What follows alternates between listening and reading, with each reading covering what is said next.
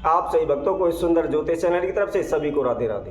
तो आइए आज हम सभी के भक्तों के समक्ष जो भोजपत्र है इससे संबंधित महाउपाय लेकर आए हैं। कहा जाता है भोजपत्र के द्वारा कोई भी ओना टोटका हो या कोई भी उपाय हो वह सबसे तीव्र काम करता है, सबसे तेज काम करता है।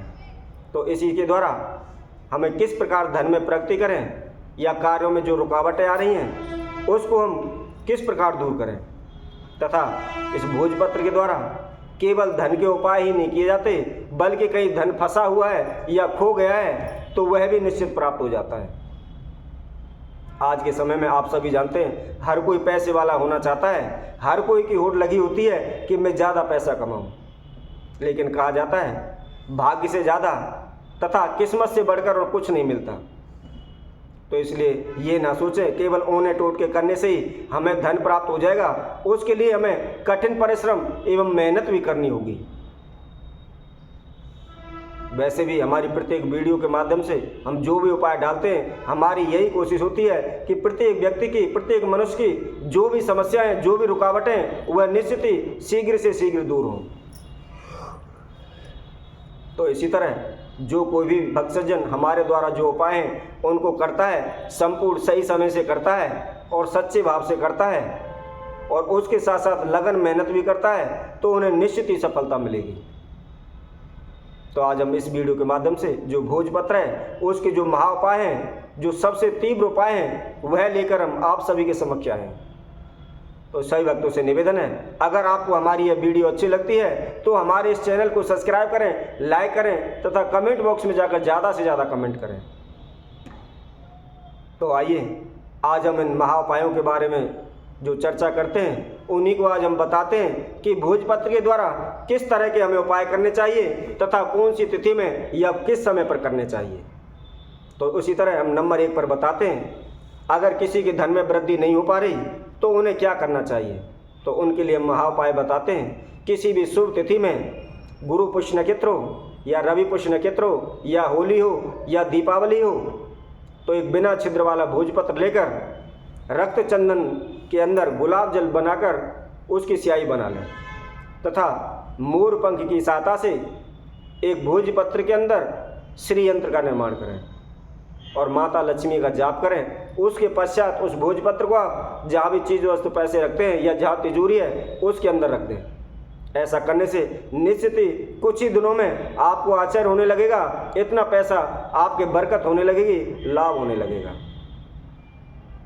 इसी तरह आगे बताते हुए नंबर 2 पर हम बताते हैं अगर किसी व्यक्ति का पैसा फंसा हुआ है, वह निकल नहीं पा रहा, उन्होंने अनेक उपाय किए हुए हैं तो उन्हें क्या करना चाहिए उसके बारे में आपको बताते हैं।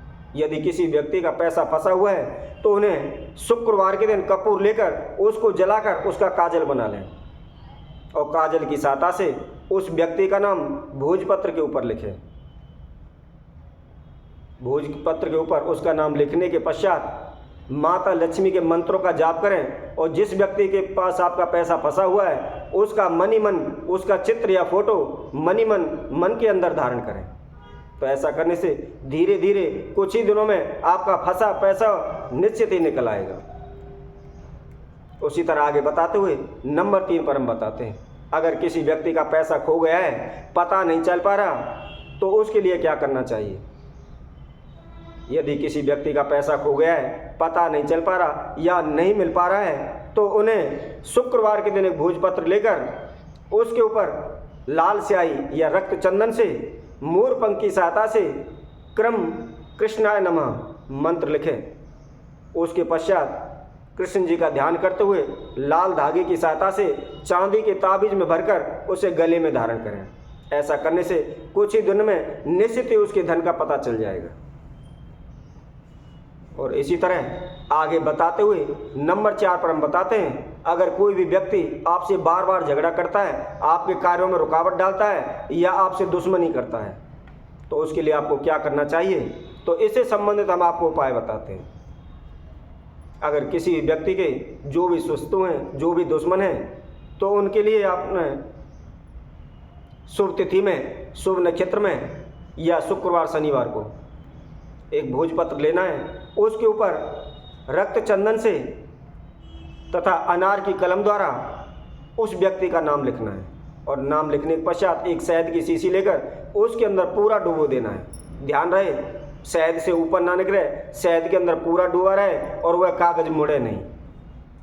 उसके पश्चात उसका ढक्कन बंद करके कहीं भी किसी भी एकांत जगह पर जमीन के अंदर गाड़ दें।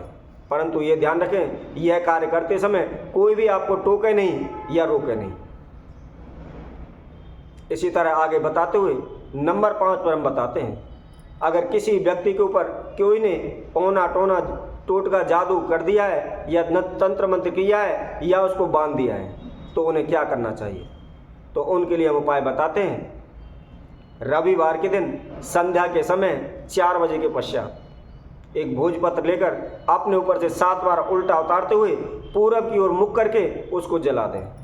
ऐसा 11 रविवार करते हैं तो उसके ऊपर किसी प्रकार की कोई भी बाधा हो वह निश्चित ही दूर हो जाती है। इसी तरह हम आगे बताते हुए नंबर 6 पर बताते हैं, अगर आपकी नौकरी नहीं लग पा रही या बिजनेस कारोबार नहीं चलता है या बार बार रुक जाता है या रुकावट आ जाती है तो उसके लिए आपको क्या करना चाहिए। तो उसके लिए हम बताते हैं, जिस किसी व्यक्ति का कारोबार नहीं चल पा रहा या जिसकी नौकरी नहीं लग पा रही है तो उन्हें एक भोजपत्र लेकर उसके ऊपर गणेश जी का मंत्र लिखें। गणेश जी का मंत्र है ओम गंग गणपते नमः। उस मंत्र को लिखकर उस भोजपत्र को एक पान के पत्ते के ऊपर रख लें और उसके ऊपर 2 लड्डू रखकर गणेश जी का ध्यान करते हुए उनसे प्रार्थना करते हुए किसी भी मंदिर में जाकर गणेश जी को अर्पित कर दें, गणेश जी पर चढ़ाएं। ऐसा 7 दिन करें तो निश्चित ही उन्हें नौकरी या कारोबारों लाभ मिलेगा। उसी तरह और भी उपाय बताते हुए नंबर 7 पर हम बताते हैं, अगर किसी के पति पत्नी के बीच में झगड़ा रहता है, तनाव रहता है या आपसी मतभेद रहता है तो उन्हें क्या करना चाहिए। तो उनके लिए महा उपाय बताते हैं।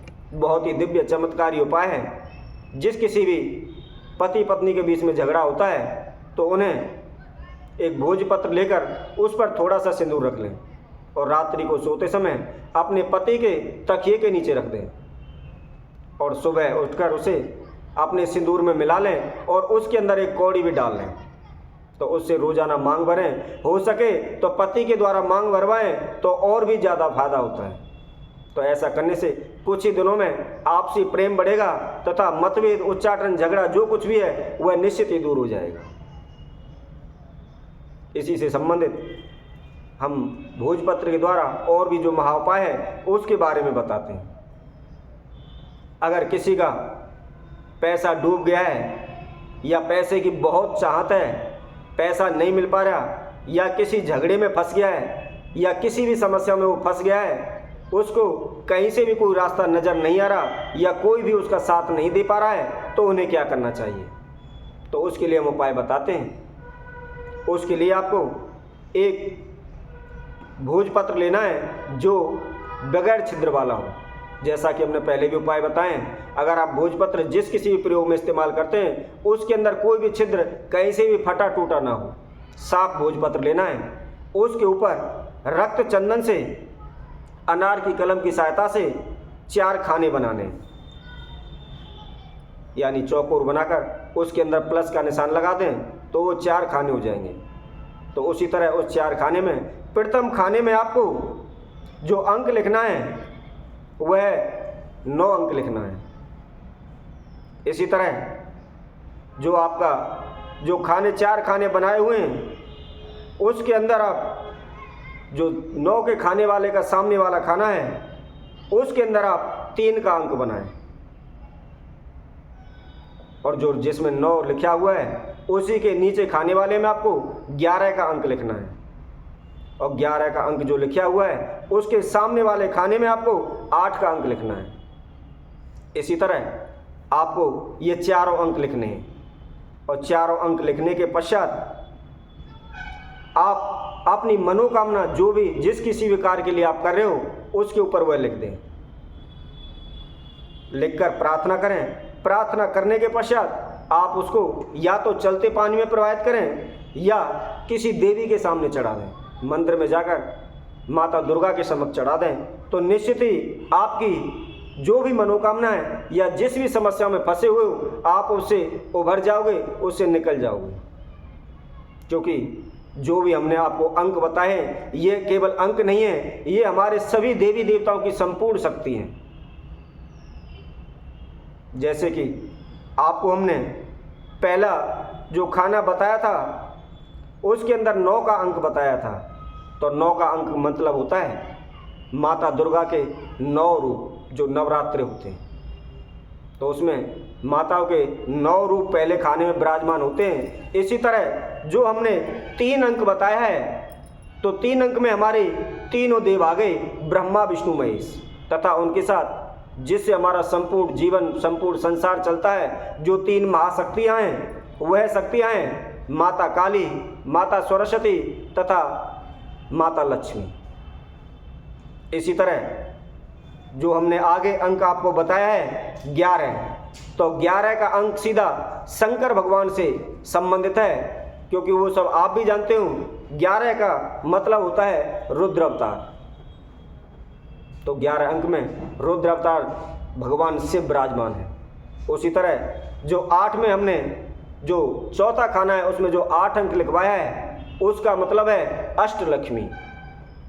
तो इसी तरह इस खानों के अंदर हमारी सभी दैविक शक्ति जो इस संसार को चलाती हैं, जो इस जीवन को चलाती हैं, संपूर्ण शक्ति इसके अंदर विराजमान है। तो इसके समक्ष आप अपनी मनोकामना लिखकर इसको चलते पानी में प्रवाहित करें या माता दुर्गा के समक्ष सराएं, तो निश्चित ही आप जिस भी समस्या में फंसे हुए हैं वह आपकी समस्या निश्चित ही दूर हो जाएगी। तो इसी तरह हम आप सभी भक्तों के समक्ष और अन्य वीडियो के द्वारा अनेकों उपाय आपके समक्ष रखेंगे। तब तक के लिए सभी भक्तों को इस सुंदर ज्योतिष चैनल की तरफ से सभी को राधे राधे।